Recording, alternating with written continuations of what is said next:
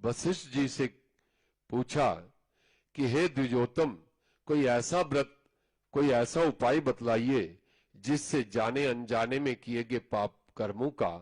नाश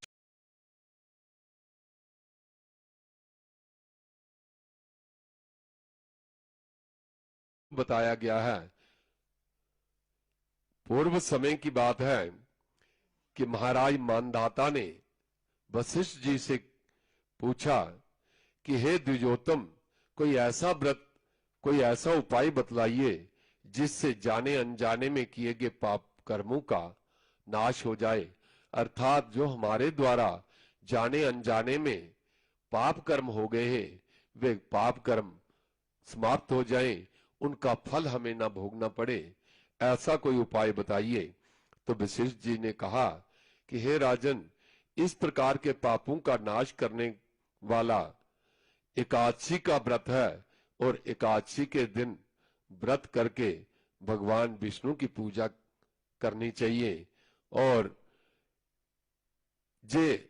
एकादशी जो है, एकादशी नामक जो अग्नि है, इसके द्वारा हमारे पूर्व जन्मों के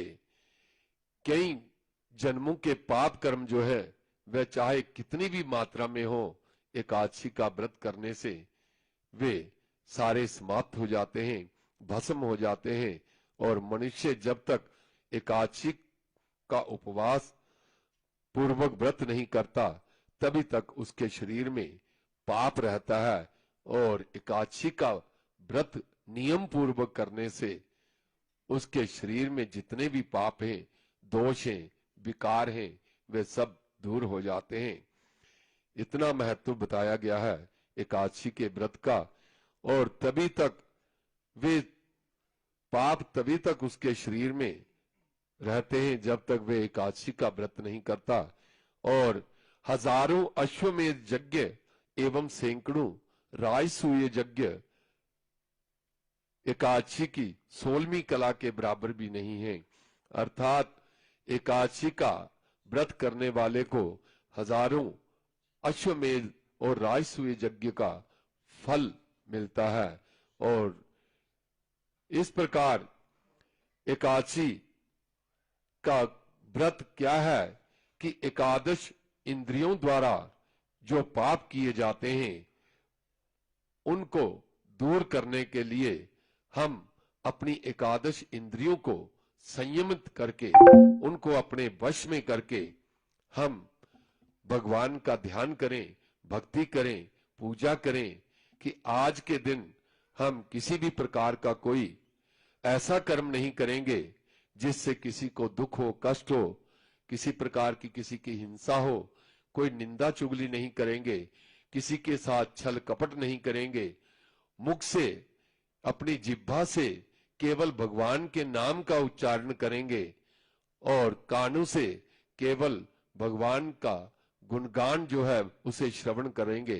कथाएं श्रवण करेंगे। और हाथों से हम आज के दिन भगवान की पूजा करेंगे और सेवा करेंगे। इस प्रकार पैरों के द्वारा चलकर हम भगवान का सानिध्य प्राप्त करेंगे।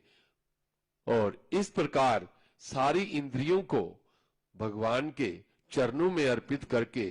जो व्रत किया जाता है एकादशी के दिन, और इस प्रकार 10 इंद्रियां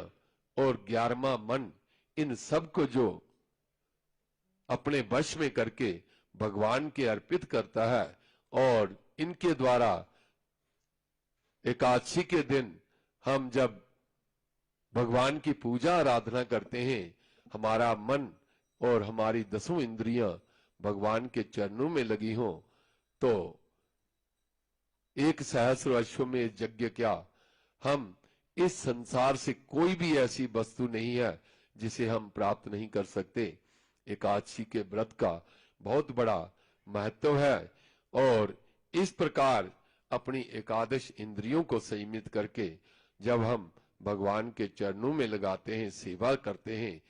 और सबको भगवान का रूप मानकर उनकी सेवा करते हैं, तो हमारा कल्याण होता है। और अकस्मात जाने अनजाने में भी अगर एकादशी का व्रत हो जाए, किसी को मालूम ना हो और कि आज एकादशी का व्रत है, और उसके द्वारा किसी भी कारणवश किसी भी परिस्थिति में अगर उस दिन उसे भोजन ना मिले और वे उसे इस प्रकार भी अनजाने में ही उससे एकादशी का व्रत हो जाए, तो उसका भी फल जो है वह कहा गया है कि उसे इस संसार में से जब वे व्यक्ति जाता है तो उसे मृत्यु के समय यमराज के दर्शन नहीं होते। अगर अनजाने में भी एकादशी का व्रत कोई कर लेता है तो फिर विधि पूर्वक अगर व्रत करता है तो उसका कहना ही क्या है, उसका कोई वर्णन नहीं कर सकता। एकादशी व्रत करने वाला व्यक्ति अपने माता के तथा पितृकुल के, पत्नी कुल के 10-10 पीढ़ियों का उद्धार कर लेता है जो एकादशी का व्रत करता है, ऐसा शास्त्रों में कहा गया है। और जो मनुष्य सकाम या निष्काम कोई कामना लेकर या निष्काम भाव से श्रद्धा पूर्वक एकादशी का व्रत करता है तो उसे माता के गर्भ में बार बार प्रवेश नहीं करना पड़ता, अर्थात उसे इस संसार के आवागमन के चक्कर में नहीं पड़ना पड़ता। वह एक ही बार एकादशी का व्रत करने से उसे मुक्ति प्राप्त हो जाती है, अर्थात जन्म मरण से रहित होकर भगवान विष्णु के परम धाम को वे प्राप्त करता है। और इस प्रकार एकादशी का व्रत करने से हमें इस संसार से मुक्त होने का उपाय जो है वह प्राप्त होता है। इसलिए कैसे भी हो, कैसी भी परिस्थिति हो, हमें यत्न पूर्वक एकादशी का व्रत करके हमें अपना कल्याण करना चाहिए, क्योंकि ये मनुष्य शरीर जो है ये बार बार प्राप्त नहीं होता और इस शरीर के द्वारा ही हम ऐसा सोच सकते हैं, विचार सकते हैं, कर्म कर सकते हैं। और अन्य योनियां केवल भोग योनियां हैं, उनमें जीव केवल अपने पूर्व जन्मों के पाप पुण्य कर्मों का फल भोगता है, परंतु मनुष्य योनि में आकर मनुष्य को ज्ञान प्राप्त है और ज्ञान के द्वारा हम अपने पुण्यों को संचित कर सकते हैं। पूर्व जन्मों के पाप कर्म और पुण्य कर्मों का फल तो हमें भोगना ही पड़ता है, साथ ही ज्ञान के द्वारा जब हम नए कर्म करते हैं, सत्कर्म करते हैं और इस प्रकार के व्रत आदि का पालन करते हैं, नियमों का पालन करते हैं और शास्त्रानुकूल जब हम कर्म करते हैं तो हमारा कल्याण होता है और इस संसार से जीव जो है मुक्ति को प्राप्त होता है। और ये मनुष्य जो शरीर है ये मुक्ति के द्वार की अंतिम सीढ़ी है, इससे हमें उस मुक्ति के द्वार में प्रवेश करना है, ना कि इस सीढ़ी से वापस नीचे गिरना है। इसलिए यत्न पूर्वक कहते हैं कि एकादशी का व्रत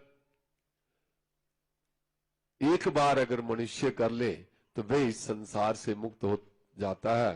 परंतु नियम पूर्वक करना चाहिए। और उस दिन ये प्रतिज्ञा लेकर कि हम आज के दिन कोई भी किसी प्रकार का किसी को कष्ट नहीं देंगे, स्वयं कष्ट में रहकर हम दूसरों को सुख देने का प्रयास करेंगे, तो ऐसा जब नियम बांधकर हम इस व्रत को करते हैं तो वे हमारा कल्याण करता है और अवश्य ही जीव इस संसार से मुक्त हो जाता है। बोल सांचे दरबार की जय। तो धर्म प्रेमी भक्तजनों,